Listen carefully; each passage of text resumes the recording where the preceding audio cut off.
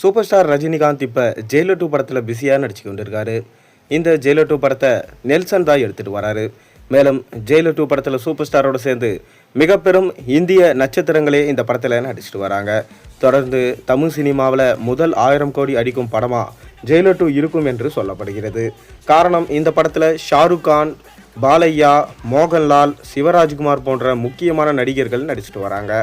தொடர்ந்து இந்த படத்தோட ஷூட்டிங் இப்போ விறுவிறுப்பாக போய்கொண்டிருக்கு. இதைத் தொடர்ந்து தலைவர் 173 படத்தில் கான்சன்ட்ரேஷன் பண்ணிட்டு இருக்காரு சூப்பர் ஸ்டார் ரஜினிகாந்த். அதைத் தொடர்ந்து தலைவர் 174 படம், இது குறித்தான தகவல் இப்போ வெளியாயிருக்கு. அதாவது லைகா ப்ரொடக்ஷன்ஸ் மீண்டும் ரஜினியை வச்சு படம் எடுக்க விரும்புகிறாங்களாம். கடைசியாக இந்தியன் 2 படம் எடுத்தாங்க, சுத்தமாக சரியாக போகலை. இதனால் மிக பெரும் நஷ்டம். மறுபடியும் படமே எடுக்க மாட்டேன் என லைகா ப்ரொடக்ஷன்ஸ் தமிழ் சினிமாவிலிருந்து வெளியேறிட்டாங்க. இப்போ மீண்டும் ரஜினி படம் மூலமாக என்ட்ரி கொடுக்க நினைக்கிறாங்க. இந்த படத்தை வேறு யாரும் எடுக்க போகிறதில்ல, ஏஆர் முருகதாஸ் தான் எடுக்க போகிறாருன்ற தகவல்கள் கிடைச்சிருக்கு. அதாவது கடைசியாக லைகா ப்ரொடக்ஷன்ஸில் ஏஆர் முருகதாஸ் எடுத்திருந்த படம் தர்பார். இந்த படம் சுத்தமாக சரியாக போகலை.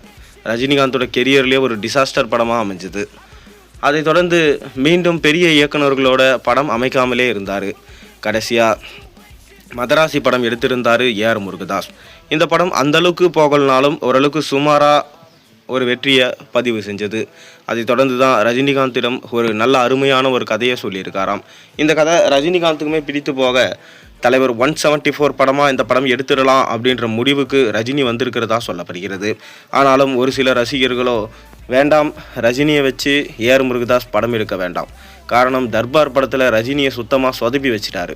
மீண்டும் அவர் படம் எடுத்தார்னா ரஜினியை இந்த தடவை எந்த மாதிரி சொதப்புவாருன்னு தெரியல. ரஜினியோடைய டிசாஸ்டர் படங்கள் லிஸ்ட்டில் இருக்கிறவர்னா ஒன்று ஏஆர் முருகதாஸ், இன்னொன்று சிறுத்தை சிவா, இன்னொன்று பாரஞ்சித். இவங்க 3 பேர் கூட ரஜினிகாந்த் இணையாமல் இருந்தால் அது ரொம்பவே நல்லா இருக்கும்பா அப்படின்னு ஒரு பக்கம் கருத்து சொல்லிட்டு வராங்க. இன்னொரு பக்கம் இல்லைப்பா, ரஜினியை வச்சு ஒரு நல்ல பக்காவான கதையை எடுத்தார்னா கண்டிப்பாக ஓடும், ரஜினிக்கு ஏற்ற மாதிரி ஒரு கதையை எடுக்கிறவர் ஏஆர் முருகதாஸ் என சொல்லிட்டு வராங்க. தொடர்ந்து ரஜினிகாந்த் கதையை டெவலப் பண்ண சொல்லியிருக்காராம். கூடிய விரைவிலே தலைவர் 174 படத்திற்கான அஃபிஷியல் அனௌன்ஸ்மெண்ட் இருக்கும் என்பது எல்லாருடைய கருத்தாக இருக்குது. பொறுத்திருந்து பார்ப்போம். நீங்கள் என்ன நினைக்கிறீங்க? உங்கள் கருத்துக்களை மறக்காமல் கீழே கமெண்ட்டில் சொல்லுங்கள். மேலும் சேனலில் போடுற ஒரு வீடியோஸும் பிடிச்சலாம் மறக்காமல் சேனலுக்கு சப்ஸ்கிரைப் பண்ணி லைக் பண்ணுங்கள், பெல் ஐக்கனை ப்ரெஸ் பண்ணுங்கள். அப்போ தான் நான் போகிற வீடியோஸ் எல்லாம் உங்களுக்கு நோட்டிஃபிகேஷனாக வந்து சேரும்.